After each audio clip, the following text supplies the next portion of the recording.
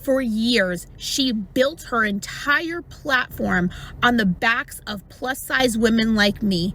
And the moment she got to the top, essentially, she turned around and said, you. A very long time ago, maybe 2 years now, I made a video about an influencer who went viral basically because she got turned away from a horseback riding trip she was on. I went on a brand trip in Montauk.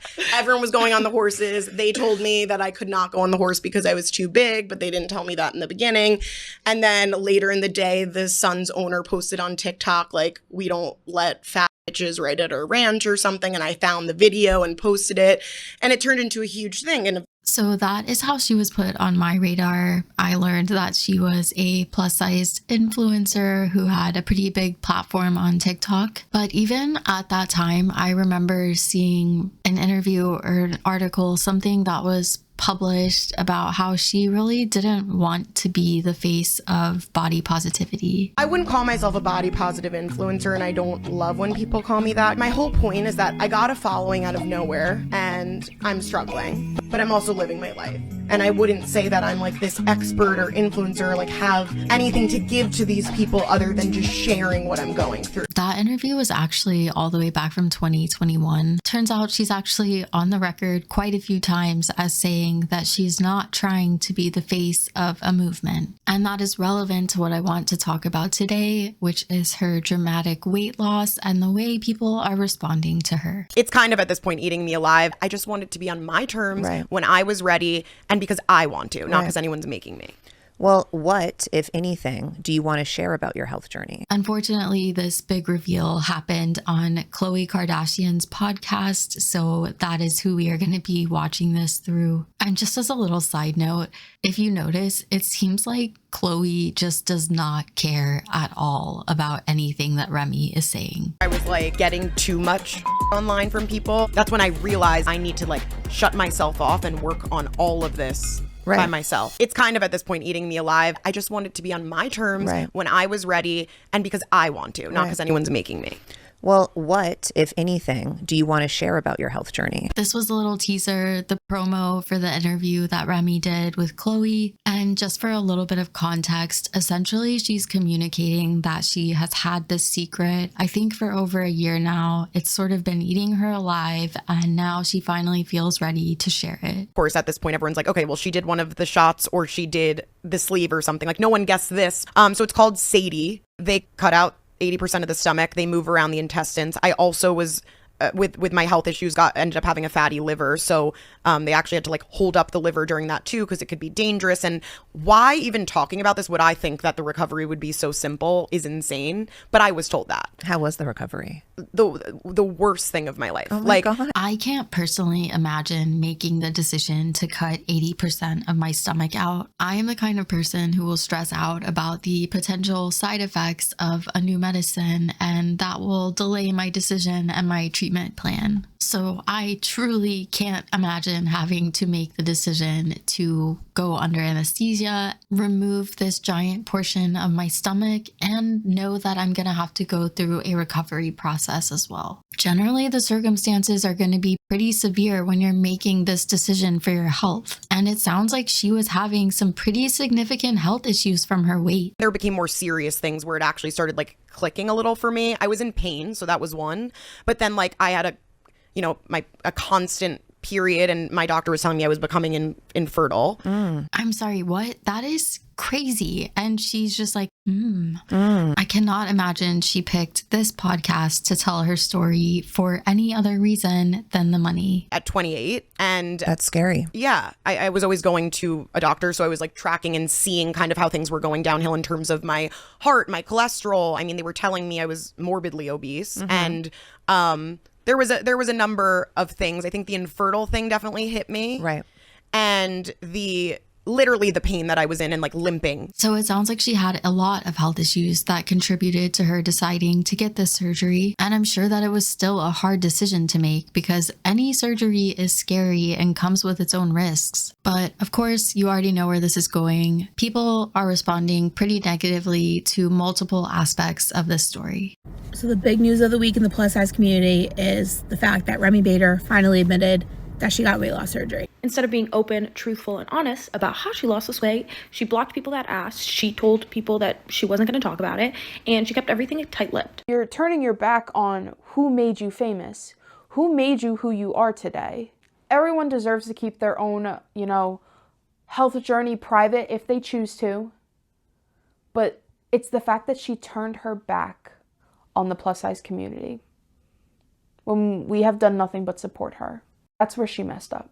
Before digging into some of the backlash a little more and looking at some comments, I was actually surprised to see that Fat Fab Feminist had a pretty balanced take. I never follow Remi Bader because I know when a fat person isn't happy with themselves and isn't comfortable being fat, and there's very few things that will change that. Because I think in particular, when you grow up thin and then you become fat, it's a lot more complicated. I think your feelings are more complicated towards your body because you're navigating a space that you never dealt with before, and that loss of privilege I think genuinely does fuck people's heads, right? I've always been fat my entire life. I've never been thin, and so I've never understood or even felt what it's like to exist in a thin body. But I can imagine that being thin and then going through the process of gaining weight and watching before your very eyes the way that society and people around you start to change how they view you, that's fuck with your head. There's no way that it doesn't. And so her getting weight loss surgery is not even anywhere near a shock to me. And frankly, I just hope I hope she's well, you know what I mean? I hope you're okay. But she was never a fat positive, pro-fat person, in my opinion, because again, it was always clear that she wasn't happy in her body. I have to say, I wasn't expecting that. When I clicked on that TikTok, I was fully expecting Victoria to come down with some black and white, oversimplified opinion on the situation. It's nice to be wrong sometimes. When you're a content creator, really nothing in your life, especially about your appearance, is private, especially when you have a drastic weight loss like she has. This is more to the root of the conversation that I want to have about all of this. We know when a plus size influencer chooses to lose weight, there is going to be backlash from the body positive and fat acceptance community. Those people definitely showed up here. Everyone loves themselves until they've got enough money to fix it. LMFAO. God, this is sad. That comment has almost 2,500 likes. She literally built her platform off of being a plus size influencer, worked with brands to make them more body positive, and now has lied, setting the same beauty standards that she was fighting against. That one has 11,000 likes. And it actually doesn't make any sense because despite her weight loss, Remy is still advocating for size inclusivity. I think I forgot to tell you also that all of these pieces go up to not 1X, not 2X, not 3X, not 4X, not 5X, 6X, because that was the most important to me. Everything in the collection will be available in a full size range. Let's keep going, there's more! So here's what I think I see happening. Despite the fact that the how of her weight loss was secret, her weight loss was not secret. She has been active on TikTok the whole time, basically, and people have seen her not just losing weight, but discussing that she wants to lose weight and talking about things like diet and exercise. I've been throwing up for 24 hours now, and they're keeping me an extra night. I didn't sleep last night. They've been giving me so much nausea and stuff, medicine, and I can't hold anything down. I just can't stop throwing up nothing. And I clearly am not reacting as well as other people do to this, so if I knew that, I don't know if I would have done this. But they're gonna give me something stronger, and hopefully I could sleep for a little. That is her apparently the day after surgery, and according to her story, she stayed like that for over 24 hours, I think. That sounds like a truly miserable experience. So this is where I'm curious. A lot of people feel like she owed them this explanation long before now. And truthfully, obviously it's her body, she can do whatever she wants.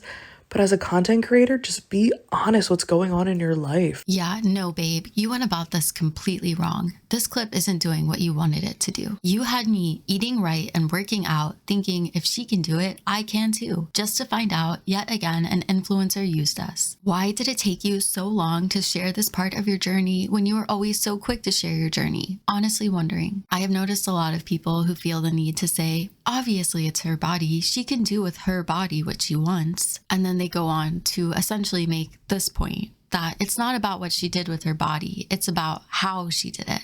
To me, it has nothing to do with her getting skinny. It has to do with her being so disingenuous and not authentic about her doing it. Considering that her entire audience is plus size people. Call me cynical and definitely challenge me in the comments if I am missing something here, but I just don't really buy this. Nobody was asking for all the details about how she maintained her weight. And again, it's not like she hid the weight loss. It was visible for everyone to see. So what we're really getting at here is, what do influencers and content creators owe their audience in terms of their real lives?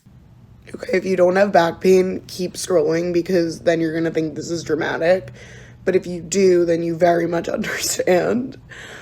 I literally have been up for like the whole night and all of yesterday, just tossing and turning, standing, walking around my apartment, flipping all over the place. Like I just can't get comfortable.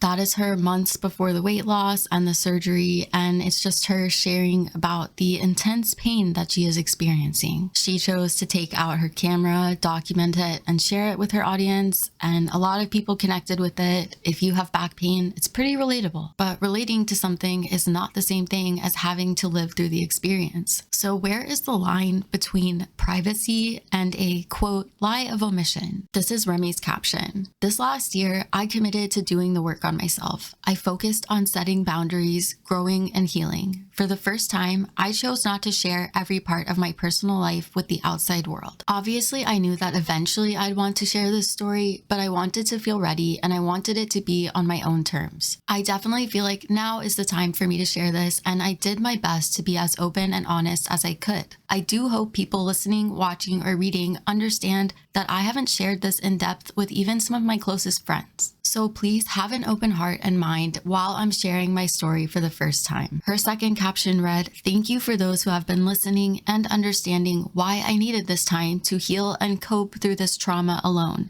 There is no lies when you say nothing at all. That is just called privacy, and I deserved that." I am legitimately curious about what you think the answer is here, because I'm not claiming to have one. I do have some ideas though, obviously. One being, dealing with health issues is seriously alienating. It's scary, it's confusing, and one of the last things you need to do when you're already experiencing a health issue is add extra stress. Everyone is different. For me, social media really stresses me out. Speaking as someone who does create content and who has been experiencing health issues behind the scenes that I haven't spoken about, I think it's less about a right or wrong and more just all actions are going to have consequences, one way or the other. You're all nuts with this Remi Bader thing. Being angry with her because she lost 140 pounds in 8 months and didn't discuss how she lost weight until now. Being angry because she was a plus size influencer. She didn't sign up to be that. That's just who she was. Whether she told people or didn't tell people, there were going to be consequences for that choice. If I were in her shoes, I would choose the consequences that prioritize my health outcomes, not my influencer outcomes. To me, that's what it seems like she did. Having an audience and a platform is a big deal, but her audience didn't go through that surgery with her. They didn't go through all the pain and health experiences she was having before the surgery. They just got to witness it. And this whole time, including now, people have the power to just ignore her. And that decision does affect her to an extent. The smaller her audience gets, the less brand deals she's gonna get. But why are you really mad? I think it's envy. Regardless of whether she talked about it or she didn't, she's on the other side of it, and I think people are pissed. And I mean, I know they're pissed, but I think it's displaced anger. And I think the frustration is typically within. It's not really about her. Her metamorphosis is triggering you. When you get that upset by somebody else changing their physical being, their psychological being, their state in life, it's not really about them when you're upset. It's about you. This is the closest to where I would say I fall on all of this. I do think that most of the anger here is about jealousy, and it's only being articulated like this because it sounds way more appropriate. We're seeing a similar response to Lizzo. Ultimately, I think these body positive, fat liberation audiences want to use their chosen influencers as crutches, and they get really resentful and bitter when that crutch is taken away. But I want to know what you think, and if you have more information on the situation situation that I'm missing, please let me know in the comments. Did she do anything wrong? Is there a better way to handle this situation? What do you think influencers owe their audiences in general? I'm legitimately curious. Before we sign off, a little bit of what's been going on with me for anyone who cares. On Valentine's Day, I had a health incident. That's how I'm going to describe it for right now. That took me out for about a week, with a few days of that being me not even being able to get off of my back. That's how intense it was. But then after that passed, I got a flu that evolved into an upper respiratory infection. And I think you can still kind of hear it in my voice even. The flu infection part of this is over. The other part of this is not. It is just beginning. The experience that I'm having obviously informed even my opinion here on the Remi Bader situation, because as alienating and isolating as it feels to deal with the health issues I'm experiencing, I also just don't feel ready to fully talk about it yet. Right now, I can't help but wonder if I'm doing that super annoying thing where someone starts making you really curious but won't answer your question. I'm not trying to do that, just to clarify. I will say I seem to be dealing with autonomic nervous system disorder, dysregulation, whatever terminology is correct. And I'm just going to leave it there for now. Thank you so much for making it to the end. If you are still here with me, please let me know your thoughts down below. Give the video a like if you liked it, and subscribe if you haven't already. I just filmed a walk. I didn't do the best job, but I did film one. I am working on another video, so I will have some content up soon. Thank you so much. Everyone take care. I'll talk to you later. Bye.